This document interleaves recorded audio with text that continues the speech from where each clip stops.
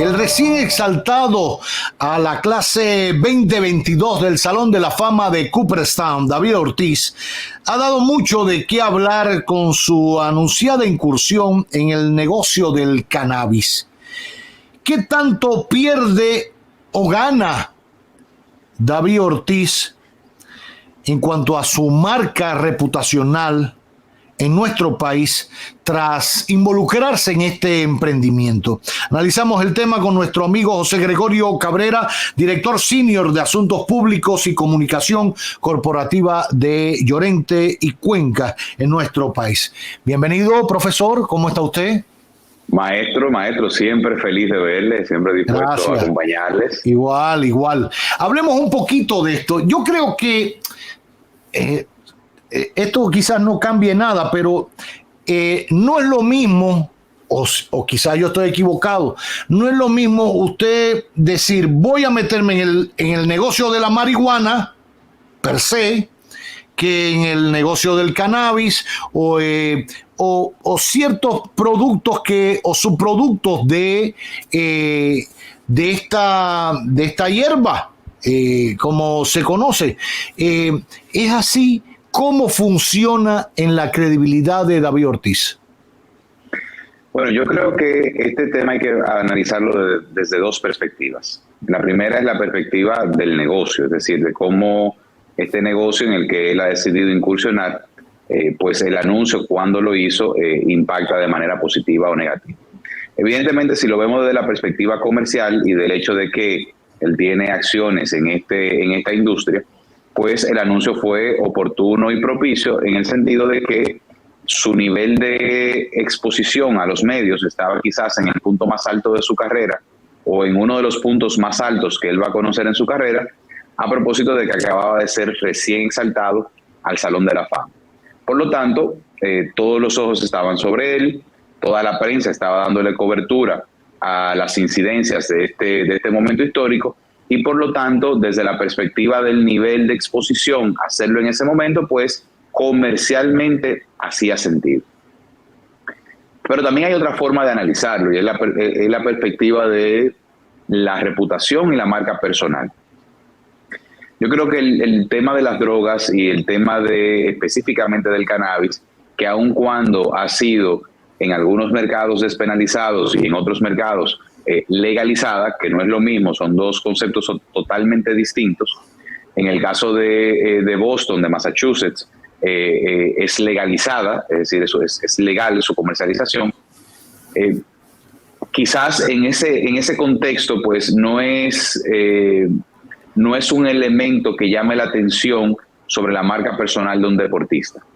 Sin embargo, la realidad es que una buena parte de los seguidores, una buena parte de la base de apoyo del atleta, en este caso de David Ortiz, se encuentra en sus países de orígenes, en la República Dominicana. Y bueno, no hay que ser un genio matemático para entender que la República Dominicana, todo el tema de despenalización, legalización de algunas sustancias hasta este momento prohibidas, pues evidentemente que levanta una profunda polarización de opiniones.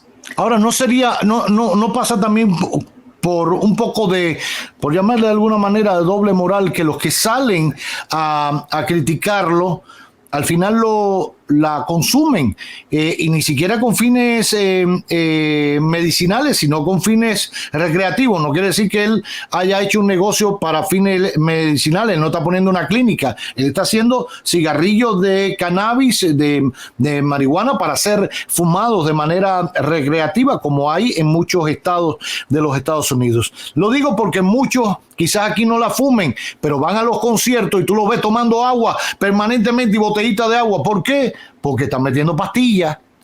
Y entonces tú dices, bueno, ¿y con qué moral critican a David, que decidió emprender esto? Incluso me decía alguien de su entorno que en algún momento le aconsejaron no hacerlo en este momento, inmediatamente después de la exaltación al Salón de la Fama, porque lo que ya él había convenido y acordado con el productor realmente de la plantación y de la producción de los cigarrillos, ya se había vendido, se había prevendido completa la producción, se había prevendido completa la producción. Entonces, decirlo no aportaba más a la venta porque no tienen más que vender. No sé si me entienden, para que la gente entienda un poquito. Sin embargo, él dijo, no, es que yo no tengo por qué ocultarlo ni tengo por qué dilatarlo porque es algo que yo he asumido. Así como hice mi marca para cigarro, para puros, que se hacen acá en una fábrica en Santiago, bueno, pues aquí he decidido yo hacer esto para este mercado en los Estados Unidos. Sí, definitivamente que hay un elemento ético-moral que siempre entra en juego cuando se tratan este tipo de temas.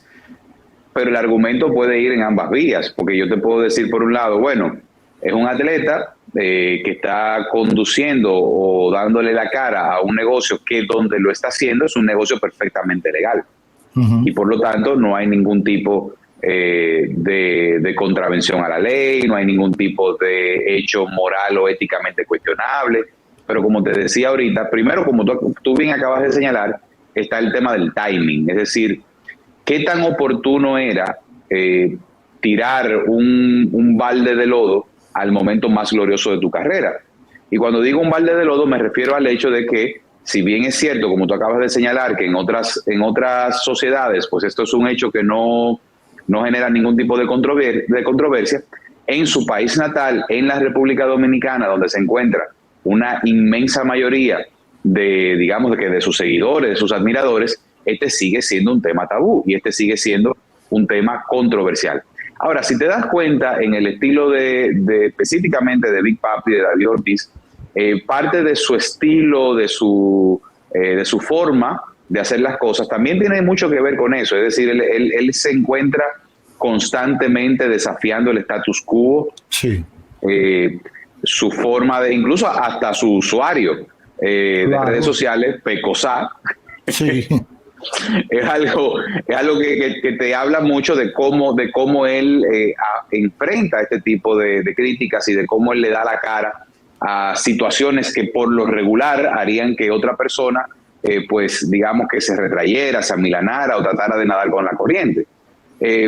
No, de hecho, y escúchame, José Gregorio, recordemos en la recién pasada Semana Santa que él andaba con su pareja sentimental, con su novia en Las Terrenas, había una fiesta de música urbana en Las Terrenas y él se montó en una pasola con ella en la cola de la motora y recorrió las calles y se fue para su concierto y lo acabaron y le dijeron de todo.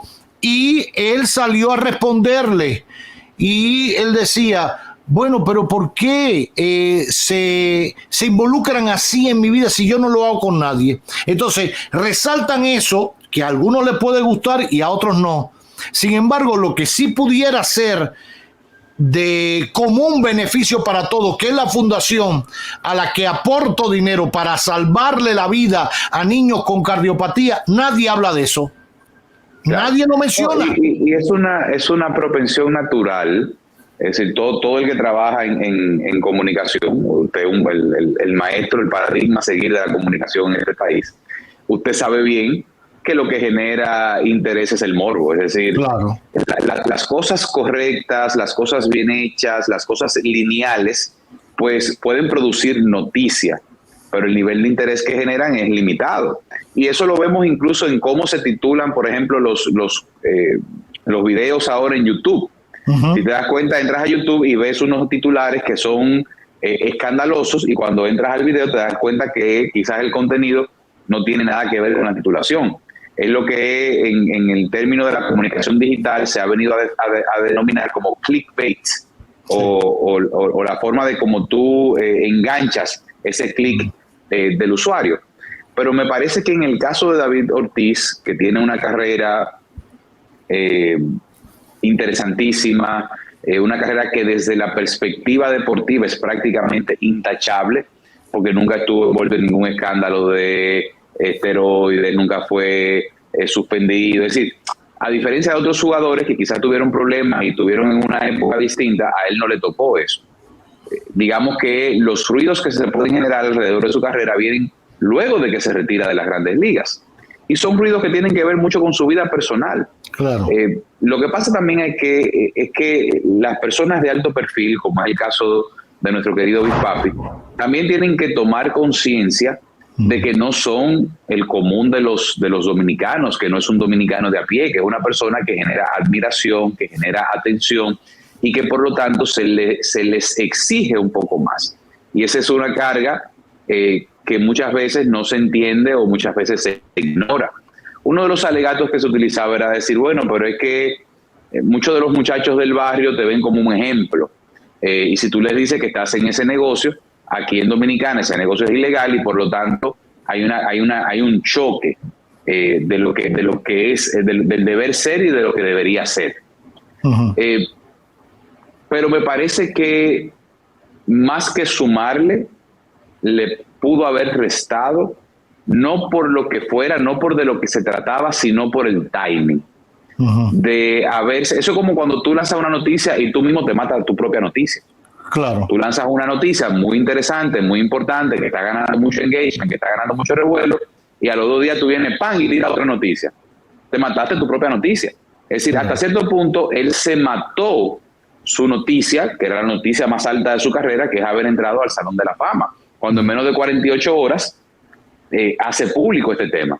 Lo pudo haber hecho esta semana, lo pudo haber hecho la semana siguiente, lo pudo haber hecho antes, pero me parece que desde la perspectiva de la comunicación, aquí el centro de esto era, yo soy un Hall of Famer.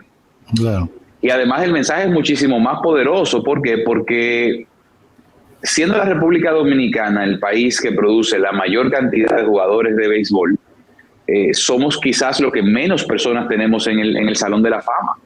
Creo que apenas cuatro hasta ahora. Juan Marichal, exacto. Pedro Martínez, Vladimir Guerrero y David Ortiz. Sí. Entonces, ese contexto es un contexto que desde el mensaje que se creó es un mensaje poderosísimo. Y yo creo que todo el andamiaje de comunicación que se hizo previo, durante y posterior fue impecable. Es decir, las personas que trabajaron todo esto con David Ortiz creo que lo hicieron muy bien. Sí. Sin embargo, esto viene a ser como una especie como de pelo en la sopa desde esa perspectiva. Es decir, desde la perspectiva de esto que creamos, de este impacto que tiene tú pasar a la historia siendo un miembro del Salón de la Fama y de repente le metes este concepto que es totalmente disruptivo, que como tú acabas de señalar, ni le suma ni le resta de la perspectiva comercial, pues indudablemente que termina afectando.